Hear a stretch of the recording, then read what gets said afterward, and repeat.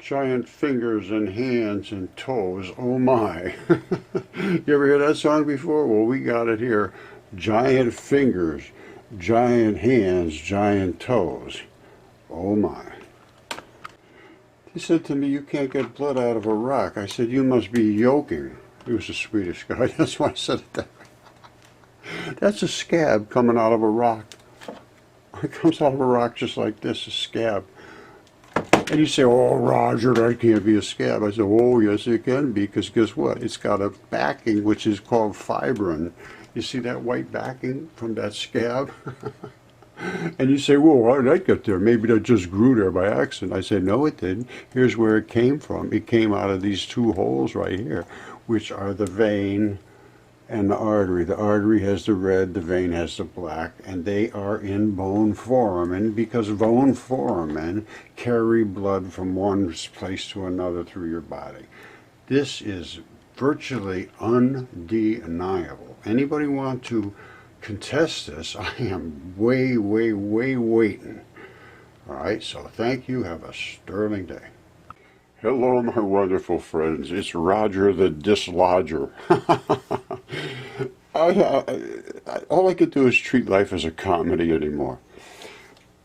I get up this morning, I go on, and right away I'm blocked on Facebook for posting this. The world was full of giants, then the flood. And I show this picture of a giant with a, this is, you know, nobody faked this that I can tell. If they could show me it's fake, I'd love to see it. But they, you know, it's against fraud and false advertising, security breaches.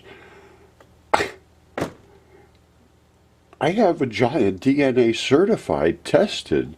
I'll show you the fingertip of it. It's 3 feet long. The fingertip, just that much of the fingertip is 3 feet long. So it could easily be this size. There's a guy sitting on top of the head. He stretched out over the nose wouldn't be more, he would be able to overlap that nose, I'm almost certain. So let's say he's 6 feet tall, and I don't think he is, but let's say he is. Let's say that's 5 feet long. The fingertip is 3 feet, so my guy that I have in my backyard could be that large. And mine is DNA certified, so, and I have the body parts right here, and if we want to test it, they can do it. Now, I did say there was no evidence to support aliens. That's totally wrong. I have seen evidence, and I'll show you right now, to support it. All right, somebody sent me this picture. I never touched this thing, but I have a bunch of different ones that are creatures. I'm like virtually certain this was a creature at one time alive. And I can tell by these areolar looking holes and this interstitium layer, which is this pocket layer of these fluid filled bags, are all deteriorated. I see this, I understand it quite well. And that is not your average. I never saw a guy walking around like that around here. All right, you see it looks like it has ears on the side way up here, maybe 2 of them, I don't know. I'm just, and I have no, and this is no longer available, so forget about talking about it.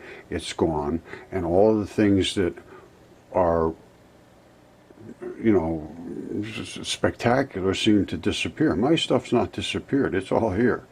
So if anybody wants to take me to task, let's do it. Now, speaking about this, I know this was sold. I don't know who it went to. I have no idea. I didn't really get involved in it other than to see the pictures, and pretty much, to my mind, I verified that I would say that was real. Now, here, I want to just tell you something. I don't know how much it was sold for. I don't get into the details. But I'm going to tell you right now, they had a T-Rex skeleton just sold for millions of dollars. Now, I have the first giant humans ever discovered that were validated and verified in every single way. How much is that worth? Mine are not for sale at this moment. People have tried to buy things from me, and the only reason I would ever sell anything, I would think, would be to fund a more serious attempt to make this well known, because I can't get this information out. If I had some money, if I had some people behind me, yeah, maybe we could. But anyway, some guy wanted to buy my goose. I said, what are you, crazy? Would you sell your kid? This is my buddy, man. I love this guy. We get along real good. He never gives me any trouble at all. Never, not a word from him. Handsome little bugger too. Very, very comforting, to be honest with you. When I've been up against the rest of humanity, oh, I love you, buddy. This is hilarious. T-Rex skeleton sells for $31.8 million. That thing is like a squirrel to my guy. They're only 12 to 20 feet tall. My guy's 160 or so feet tall. See you later, T-Rex. You know, the other thing I forgot to mention was Greg, who is my East Coast dinosaur guy. He's been doing the research on the East Coast dinosaurs, and fabulous, turned up stuff. It's incredible. I'll show you actually feathers of the feathered serpent. But he came across the idea that this is nothing more than an ostrich with teeth. These are about the type of wings, the arms that ostriches have. What's this thing doing with these little bitty arms sticking off of here? If somebody could understand the anatomy of the ostrich wing attachments, is it like this? If it is, I'm going with wings, because they looked almost the same to me. A very quick response, very quick look, but that's what ostriches have, this sort of thing. They don't have big, gigantic, wide, flappy wings. I look at an eagle's wings, totally different. They're big, wide, long arms that come out, you know, bones. These have very short bones and just flappy little wings on the side. And now they say they're all feathered dinosaurs, and I'm going to show you one right now. I think it could have been from a turkey. Wait till you see this. And this is Greg again. He came up with the idea of this, that these are nothing more than ostrich arms. All right, here's Greg coming up with this feather, gigantic feather. This is a road back here. All right, it's right on the side of the road. And I have a piece of this feather here, and it is virtually identical to a turkey feather. Now, I have it in the microscope right now. If you're not sitting, you better sit down. Because I'm going to show you what this feather looks like in a microscope. And I have a piece of it here. It's about this thick, that feather. It's not like thin like this, like a paper thin. It's about that thick. Now, here it is in the microscope. Now, what do we see? That is the pattern of a feather. And it's the color of the turkey feather. That's the fibrils of the little fluty parts of the feather. Just it's a gigantic feather, so that's apparently what they're made of in the most tiniest spots, because this is also magnified. Now, the top coating broke off here, and we can see that this is the colored inner layer underneath, which was like sealed, which was normally like the skin on you, membrane, but that's inside of the feather itself. This thing is absolutely gigantic. Now, I will show you the feather, and because I got it in a microscope right now. But don't forget now, in its entirety, it came out of a block like this. And I think he broke it right off of here. I'm not sure, but it's right here. There it is right there. Now, let me turn on the light so we can see it. Hold on. All right, everybody knows how thin a feather is, right? Well, I think that's pretty close to what this is, only it's not quite as thin as this feather. It's a little thicker. Now, Greg also found thicker than this, so there's much more to be done, and he is doing it. He's doing a fabulous job on the East Coast of the USA. And we expect to be hearing a lot more from Greg. I've been, you know, we know the evidence is undeniable. He says, this is crazy. It's absolutely crazy. I said, I know. Nobody will look at it because they don't want to see the fact that everything they've been saying is wrong. So that puts people in a position where their backs are up. And they say, whoa, whoa, whoa, don't come with that stuff. And they literally don't even see what you're showing them because they're so turned off at the prospect of being wrong that you're done. So It is time to confront it, though, and if everybody confronts it as a unit, you don't get ostracized, you don't get belittled, you don't get intimidated when you try to speak about it, because that's what happens to people. They get intimidated. They can't speak. Can't speak. You speak, and then they shut you right down. So, and trust me, I understand about it. I've been shut down a lot of times over and over, and I continue to speak. I'm not going to stop speaking. So that's the way I am. I'm just not going to do it. And but I'm hoping somebody will pick this up, and it will get known wide and well. And at that point, I can walk away. I'm okay. That's all I wanted. All right, that's the fingertip that I'm talking about, and it's the tip of a finger, and that's the little bumper pad that bumps to the next bone. That's the fingernail, and I broke off a piece that I found the fingerprints on, and they're perfect, just like the fingernail is perfect. And the blood was dense. Right, there's the grip skin right there. That's the same as the skin on your finger. That's a ridge. That's one of the ridges, a ridge. That's my thumb, is about the same thickness as one ridge on the fingerprint. And that's the fingernail's other side. You saw that. And the DNA test was conclusive for human DNA. And now I'm blocked for showing these kind of things because I have the evidence to support it. Nobody else gets blocked. They can just talk about aliens and this and that and all kinds of crazy things that there's no evidence whatsoever to support. But as soon as I show something, just that simple little thing I showed. And there's everybody knows about the flood history. I mean, there's no question there was a flood, or at least we should be able to speak about it. This is insanity what's happened. I'm blocked for a week on YouTube because I showed the National Institute of Health document that says probiotics help in COVID-19. And you can see it yourself. I'm going to show it to you right now. I was blocked for a week for showing that. It goes against their standards. All right, I put up a YouTube video, and they took it right down instantly, and it just said that the National Institute of Health says probiotics have a place in COVID-19, or is helpful in COVID-19. I forget what the name of it was, but it was very simple. And it says right here, probiotics in prevention and treatment of COVID-19. It's exactly what it says. This is the National Institute of Health. This is only a couple months ago. Now, I got a week and a strike, which means if I say these kind of things again, they'll take my channel right down, the whole thing. So now I'm scared to death to do anything. Look at this conclusion. Evidence supports probiotics' role in regulating the immune system, which is the immune system keeps you from getting sick, suggesting a definitive, means absolute, no question whatsoever, certain role for probiotics in viral infections, which is the COVID-19. And then down here it says,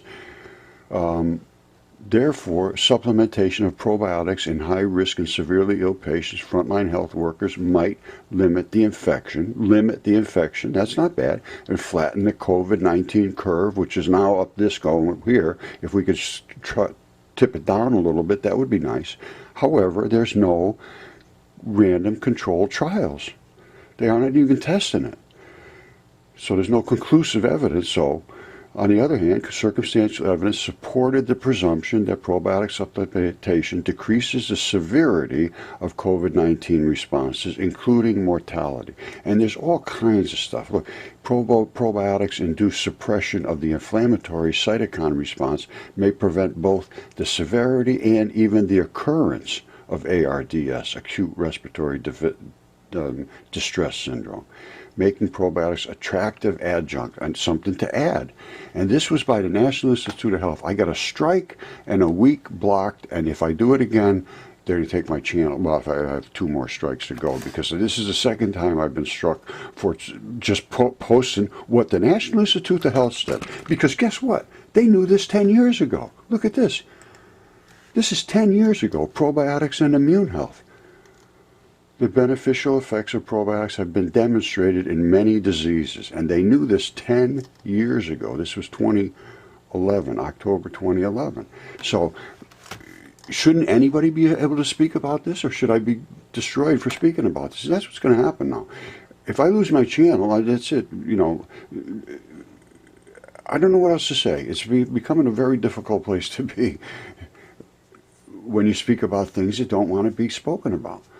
I mean, I'm talking about things that I have evidence to support. So all I want to do is have somebody confront me and debate me where I can put them on the record and say, look, this is such and such. He's a head of such and such Yale or Harvard or any of them, anyone whatsoever that will confront me. I'm 100% willing.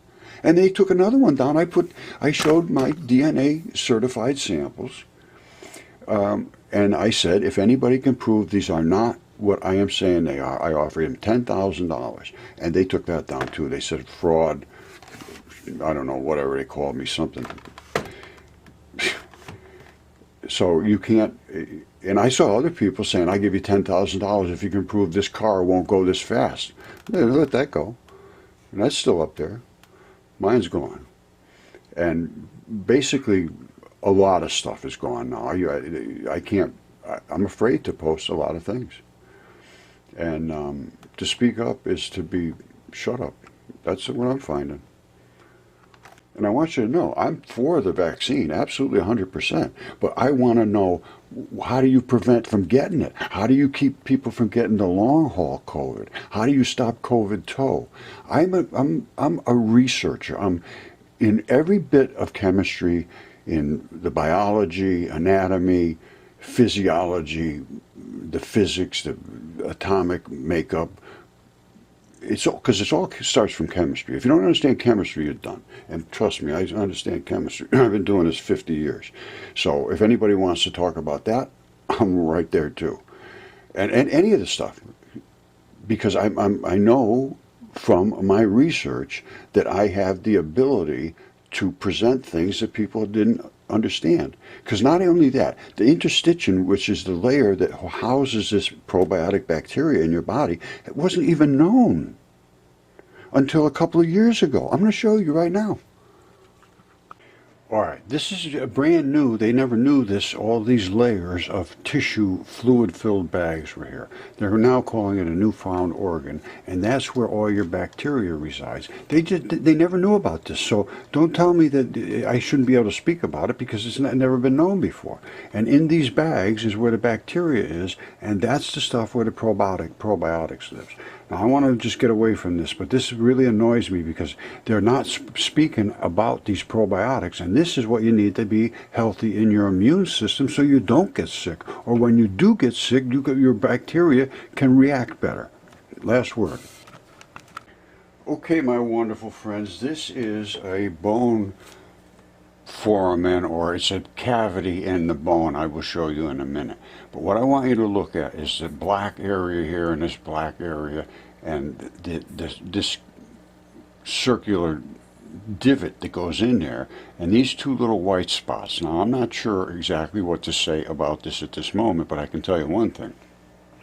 This is a bone, and we'll see it in a moment. I can't turn the lights on right now and have the microscope be able to see these things. But I will turn the lights up on this. You see here, this is my finger.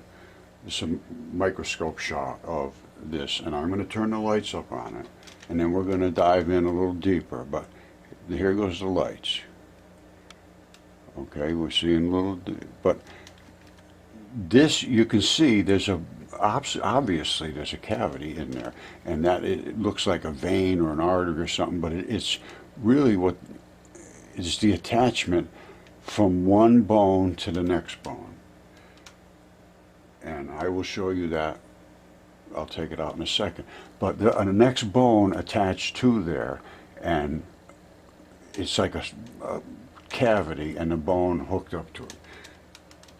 I suppose you should see that bone first, and then we'll explain it. Here, hold on. Let's do that. Well, I think you can see it still right there. All right, that's what we're looking at. Now, what we are looking at here is this area here is where, that right there is what attached to another bone hooked right up against there, and they could move and so forth. And there was that particular spot hooked into that other spot, and we were to the other spot on the other bone. Now let's look at it again. I got it focused right in now. It's very bright right now. So I'm going to turn it down a little bit. The light makes a huge difference. And the moisture level makes a huge difference. I just turned it way down. You can see now it's way dim. And now I can see it over here. And I can get a little more color to it. The lower the light, the less radiance. All right, we're going to be talking about intensity and radiance. The lower the light level, the less radiance. The less radiance means you get the lower particles that give off colors in a deeper spectrum begin to be able to be seen because they're not overwhelmed. You see it? The lower we go, the more colors come out and little spots show up. You look carefully, take your because it's going to go off in a second. You see it? Now you see the highlight of the background. The darkest stuff is no longer reflecting anything. And you're seeing a lot of other, and there it goes. Now, but these spots here, these are of interest to me. Because when we come in close to them, you can see a round circle on each one of them. And those dots, I believe they're probably nerves. That's what I'm taking away from that spot. Because they never turn anything other than brilliant white. Now, whether that means anything, I don't know. But we're going to go down in deep and look at it. So stay with me. Let me home way down in there. You see what we're looking at? That little thing came over to a ball that was inside of another bone that hugged right up against there. The two of them could move together, and that was the little rotator part. Okay, so you can see it's a little round rotator ball, and these are those two little white spots, and I think they're nerves. I'm going to put a little water on here and hydrate it and see if we can see anything different. Alright, now all of the moisture is pretty well absorbed. We can see the difference, and these are the holes. Now, I think it was these two, or maybe these two that were the white ones. I believe it was these two. And these are, I don't know exactly what they are, to be perfectly honest with you, but it's an attachment. This whole thing, this ball, was an attachment to another ball in another socket that snugged up against there. Let's take a look at this thing in its entirety. Alright, let's turn the lights on. Hold on. When I do this, everything goes crazy. Here it goes. Now, these are my specimens I'll show you in a minute, and this is the bone we were just looking at, and that is the cavity that we were just looking at a second ago. Now that obviously made it up with another bone, and they had some form of interaction. Whether exactly how they worked, I don't know, but the two of them were attached together, and that's the attachment point. It's called a ligament. Now this is the marrow part of the bone where it broke off, and there's two little I believe those are blood vessels. I'm not certain, to be honest with you. We can look at them in the microscope and see what we can determine about them, but they're quite obviously some form of, you know, interaction between this bone and the next bone that sat on top of it. Now I don't know what this bone represented, whether it's like in the hip area, or I have no idea, to be honest with you. And what kind of an animal it's from, I have no idea about that either. It's not. This hasn't been DNA tested, but every one of these has. 1, 2, and 3. All three have been DNA tested, and that is the fingerprints of that finger right there, which is approximately 3 feet long, from front to tip to back. That's the fingernail. All right, and that is the fingerprints. That is a lung, also DNA tested. That's the size of a normal human. This is, look at the size of the damn thing. It's 3 feet long. And this fits to that size of that Guatemalan head that I got bumped off of Facebook for showing. This is another fingertip from another giant that I have, and its palm of its hand is about 3 feet wide. This fingertip is 3 feet wide, 3 feet long. So they're just, and this is our size. So I have our size. I have this one, I think is about 50, 60 feet, something like that. And this one's way over 100, 150 or so, I would say, at least. So they're not, these are just giant, and these all three are DNA certified as human. I show you the DNA test in a second, and if anybody wants to confront me about it, test them. I will allow that. I'm done trying to hide all this stuff, or not try to hide it. I never try to hide it. But I did never really wanted anybody to do any of the DNA on it, but I'm just done trying to keep it. Anybody can find DNA on any of these things if they wanted to. Nobody's going to do it anyway because they know it's right. So why would they bother? It's expensive. It was expensive to do. I had 3 tests done, and I'm not going to turn around from it. They're real. And I'm going to show you right now in a microscope. I'm going to take this one. This is from that giant fingertip. Now up in here you can see there's a couple of little tiny holes in there. We're going to put a little water in there and look at that and the hydration of that and see if we can see any what looks like would be blood. Because I can tell you we can. Now I didn't take the blood from this side of it, this is the fingerprint side, which is not dense with blood.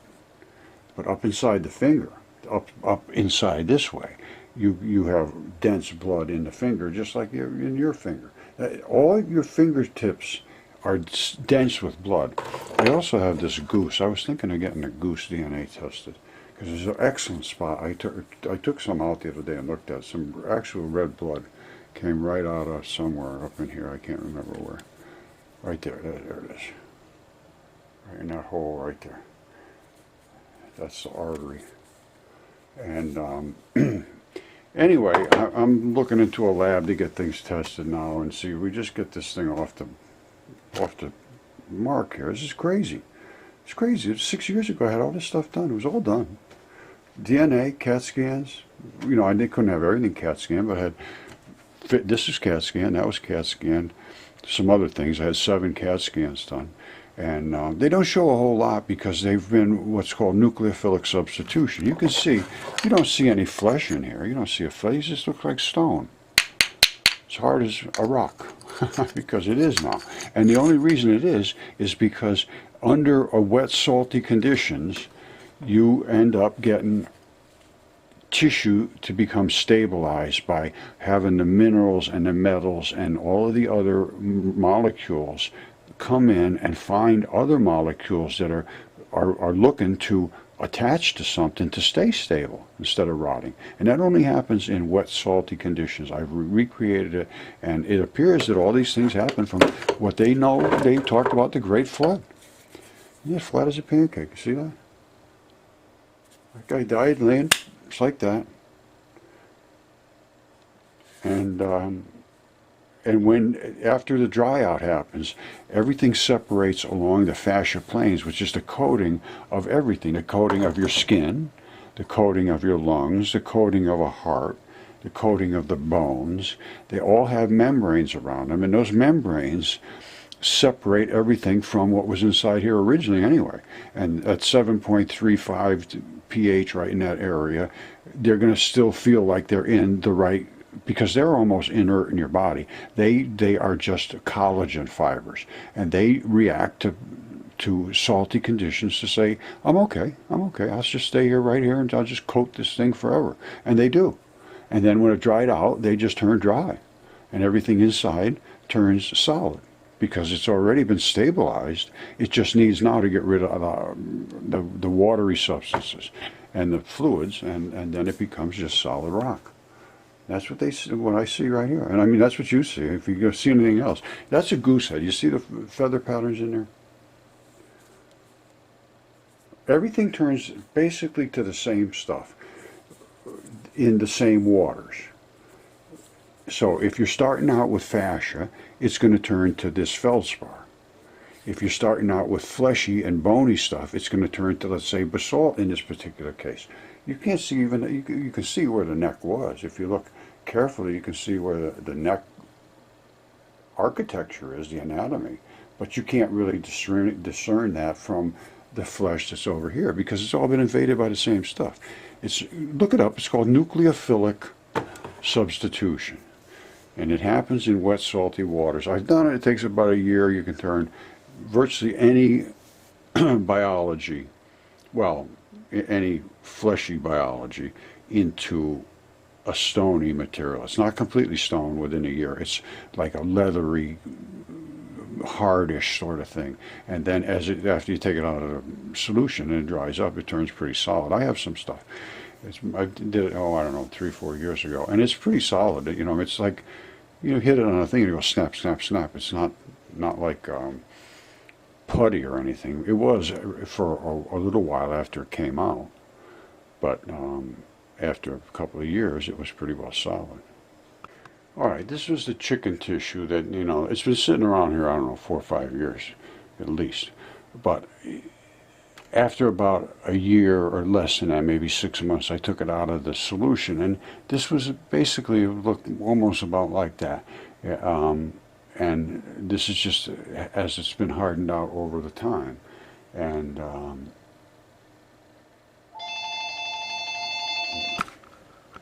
right, this is the fingertip. This is the vein and the artery. Now, I believe that is the artery spewing out a reddish blood. The vein is normally blocked off, which it is in this case. Let's come a little closer here. We'll come real close and see what we can see. All right, I've got to focus in. Give me a second.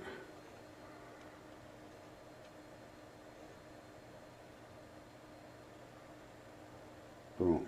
Now, that's an artery because the holes are there.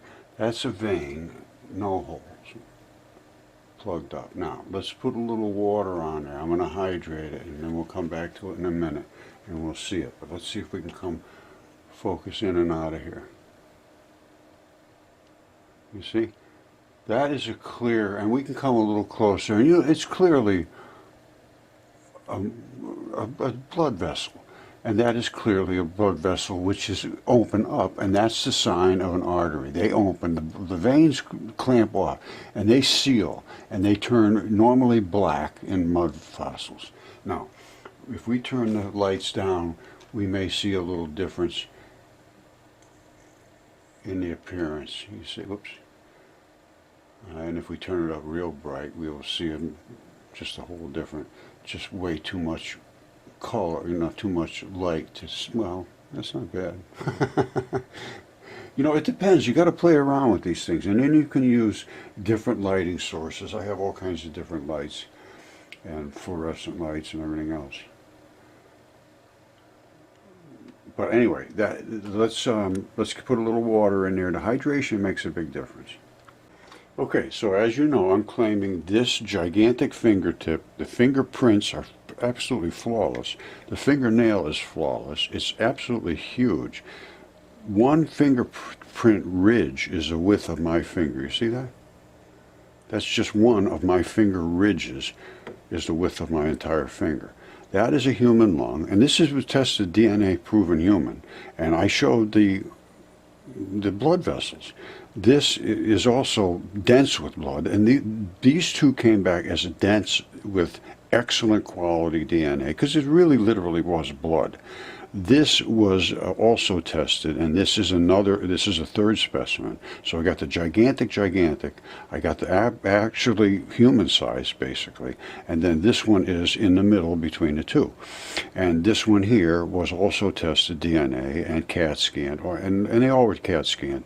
I don't think that was CAT scanned, but it doesn't matter. If you can't see fingerprints, you can't see a fingernail. I don't know where your eyes are.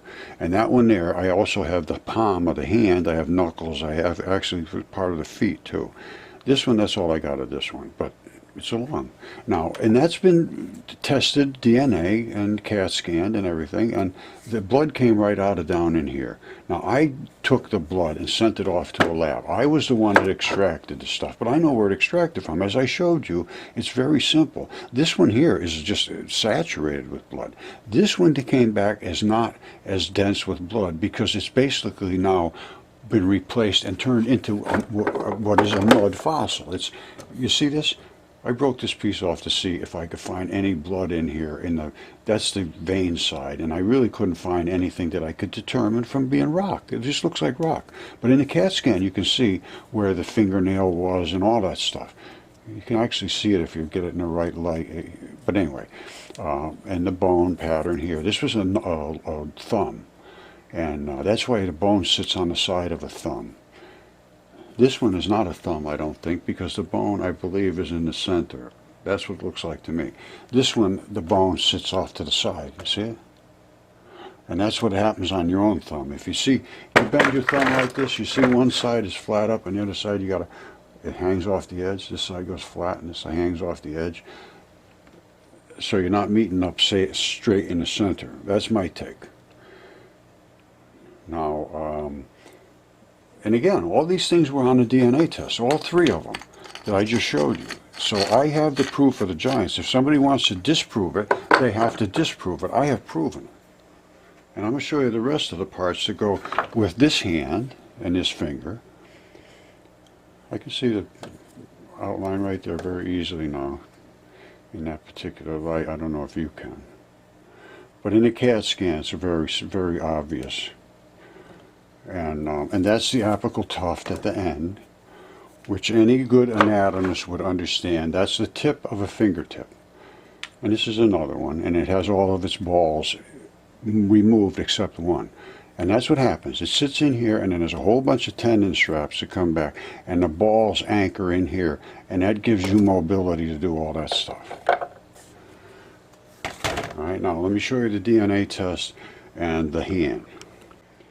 All right, here's the DNA test, and this was from back in 2015, 6 years ago, and it's kind of hard to get anybody to paying attention to this, but this was done with DNA extracted DNA. You know, I extracted the DNA from, or the samples. They extracted the DNA from the samples I sent to Helix Biolabs. All right, now they're a certified lab. They stand behind the results of their tests. I stand behind the results of my samples. Now, if my samples were taken wrong, or my stuff is fake, or I injected some blood in there so I could get notoriety, well, then you prove it. Because I can prove I'm not wrong. Now, there was that 36-inch tip, the huge bugger. Then the lung, I showed you, the one our size. Then that mud tip, which was the one that I said didn't have as quite dense DNA. Now, they extracted from the samples I submitted, the 3 submitted samples, using this particular clean ancient DNA extraction kit. This was very, very well done. This was no off-the-wall swab, have a nice day. Now, they used all kinds of temperatures and, and samples and everything. It took months before I got the results. Now, I don't know if it took months to do it, but anyway. He was very, very, very nice, the guy that I worked with, Tom. Now, I talked to him on the phone, and he said, yeah, it was no question, it was dense DNA, and no question, it was 100% exactly match for mitochondrial human DNA, which to my understanding is mother's DNA. And it went down through all these 3. See, the mud tip was not anywhere near as concentration as the others, but the mud tip still was okay. It was still human, but you can see these were, that's my take on it. And I don't really know that much about it. I may be saying things that aren't right, but I can tell you what I am saying is right.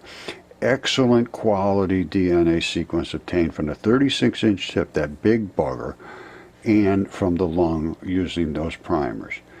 Excellent quality, and here's what the primers produced.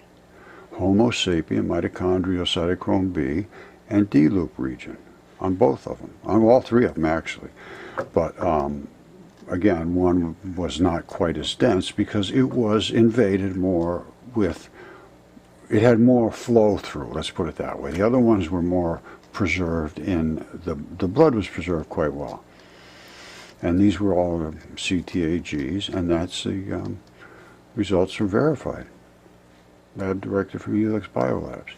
Now, and I talked to him. He was upset that I was, he thought I was making claims that they came out and extracted the DNA and all that. And I said, no, absolutely not. I never made that claim. I made the claim that and it says it right on here, that I submitted 3 submitted mud fossil samples. And they weren't the mud fossils, they were what I extracted. And I want to make sure, yeah, extracted, they did the extraction from the stuff that I submitted, but my stuff was extracted from my things. I want to absolutely 100% certain that that is understood. Now, if anybody can say that I am not right or they were wrong, then they have to do their due diligence and prove it. I showed you the samples, and they are anatomically 100%. They are what they are, so get over it. Now, we need to get some DNA done on something like this, which is a new form of it looks like an hominid. It's almost identical to our feet, only the toes are built into them. And then they have springs. You see right here, these little curvy things. They have springs built into them that made their feet do this and that instead of what we have is tendons. I mean, they had connective tissues and all that, but they had these springy things. And then the toes were inside. And other than that, they were, you know, that's where the bone sat in the back. You know, the tibia, and then the fibula lays on the side there, and they just fall off. And they did on all of our samples. They had the tibia and the fibula just like us, and they fell off the side because all it does is join up on the side. And you really can't see much over here because it's been nucleophilically invaded. You can see maybe a little bit of the heel bone coming down there, but it's very hard. This is from the blood flow, and that's, you see, red blood. And this is another area where the blood flowed in the front across here and serviced the toe areas down in here, the whole front area. And it's leathery, it's completely leathery, just like everything else. Everything else turns just the same way. It's the fabric of life. It's a collagen. It's collagens that separate you from the rest of the world. All right, and they also separate the contents of your bones from your flesh, and they separate your lungs from your chest cavity. It's just the way it works. Everything has to be separated from everything else, and that's called a membrane. And your skin is literally your surface membrane. This is an internal membrane. Same job, and I believe it's made out of almost the same biological materials. All right, this is the hand. I have almost the whole hand, and actually I have the part of the foot too. And it's huge. It's 3 feet wide, or maybe a little wider. I can't remember. It's been years, 10 years. This is the bumper pad on your hand, exactly like this one. It's like makes a real reddish, fleshy part, and then it comes around, and the thumb runs off this way, and you have a tendon that runs right down the same way that one does. You see it? Swishes right down there. Put yours back, you see the same one. And the other side runs around this edge of your hand exactly the same way, just like that. Now, this is the grip skin. Remember I showed you the grip skin from the gigantic fingertip that just peeled off of there?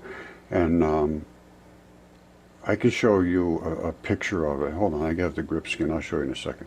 But that's why this is a different color than this. The flesh doesn't have that. It's almost like it peels right off in like a layer. Let me show you. See, that's why this popped right off of there. I just hit it with a little sledgehammer, popped right off, which is the skin. And it's completely different from the basement layer. So it just pops right off of there. The same as it did with the other one. That's why you see it was like silvery and then real red underneath. Well, that's the red and that's the silvery. All right, now back to this one. This is a fingertip. And I believe, like I said, I think it's a thumb because it's off to the side like that. Now, this is a bone that was in the finger, and this is what runs off from the side of the finger to connect to a tendon. And it makes an abrupt transition right there. This is literally the other side of the bone wall, and that is still the muscle, showing the muscle. Now, you can see that how heavily eroded this side is. And then there's the blood and everything, and that's the bone ball. And that's literally the calcium coating around the bone. This is where the marrow would have been. And on the other side of the bone ball is the muscle fabric still on there. So they're in complete levels of erosion. This is almost perfect. This is pretty heavily eroded on one side, not nearly as eroded on the other side. These are big creatures, and they had a lot of different levels of erosion. Now, this one here is from the same hand. We came out of the same hole. And that's the distal phalanges black silhouette pattern. I don't know if you can see it or not. I hope you can. Any anatomist would recognize it. And that's the artery and vein. Veins do not blow out. That's the clamped off vein, and clamped off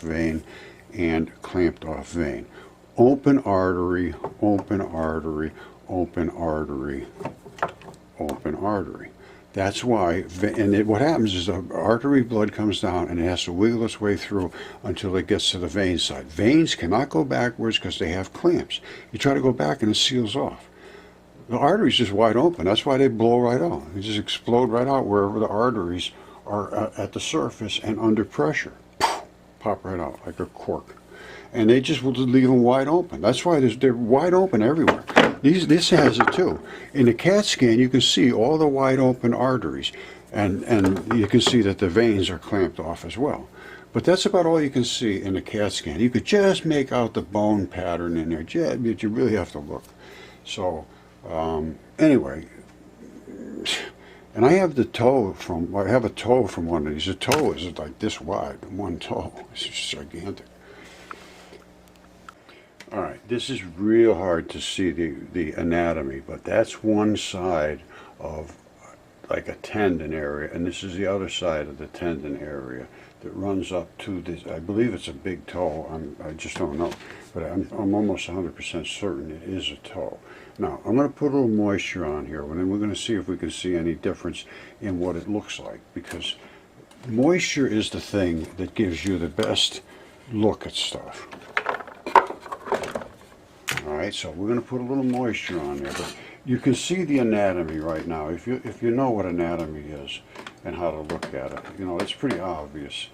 There's something going on here and there's something going on there, and those are the things that lead up to make your toe be capable of articulating, going here, going there, doing this, doing that. And the toe obviously is in the shape of a toe, so that's not in dispute. And the bottom is in the shape of how a toe would rock from front to back. I mean, that's pretty not in dispute either. So if we can show some blood, then we will have a pretty obvious thing going on here. Now, what's going on in there? Is that just dirt? No, that's blood. I'm going to tell you that right now. We're going to put some water in there and you'll see. These things are flush with blood. All right, let's take a look. All right, I'm going to just pop a little water on here.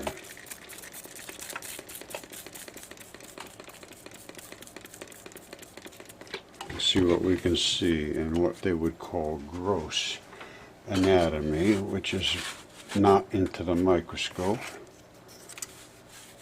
Can we see anything at all? Not a whole lot.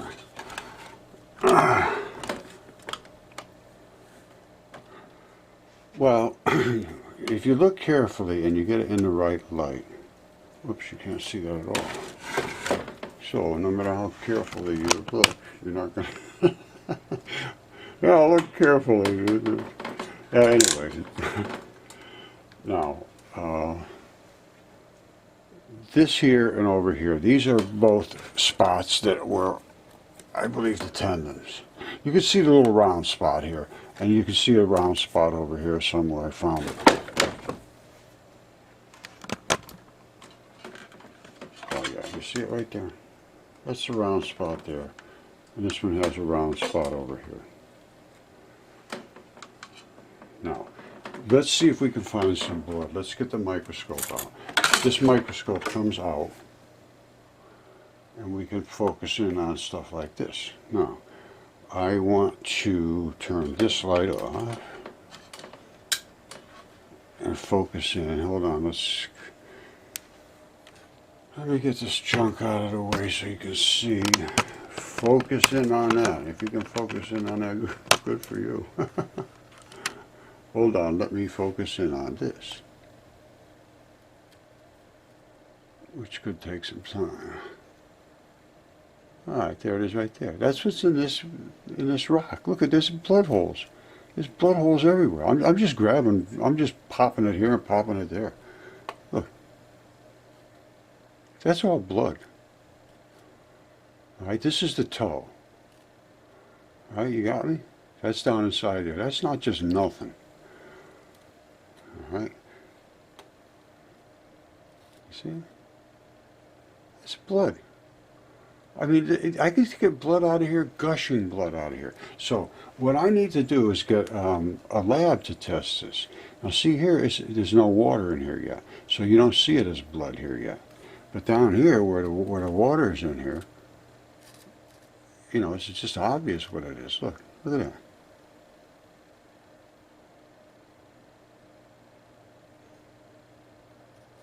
Those holes aren't there for nothing. They come and leaking out with a red substance.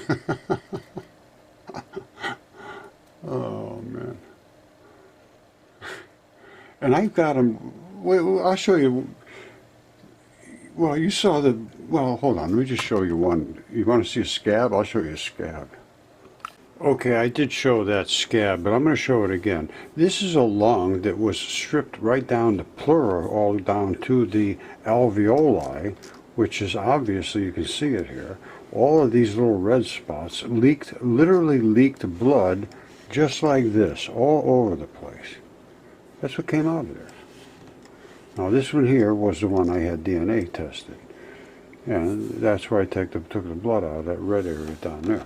Now, let's see the scab one more time and then it's over.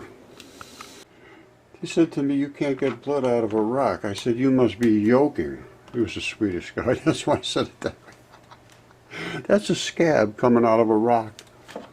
It comes out of a rock just like this, a scab. And you say, oh, Roger, that can't be a scab. I said, oh, yes, it can be, because guess what? It's got a backing, which is called fibrin.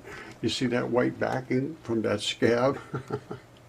And you say, well, how did that get there? Maybe that just grew there by accident. I said, no, it didn't. Here's where it came from. It came out of these two holes right here, which are the vein and the artery. The artery has the red, the vein has the black, and they are in bone foramen because bone foramen carry blood from one place to another through your body.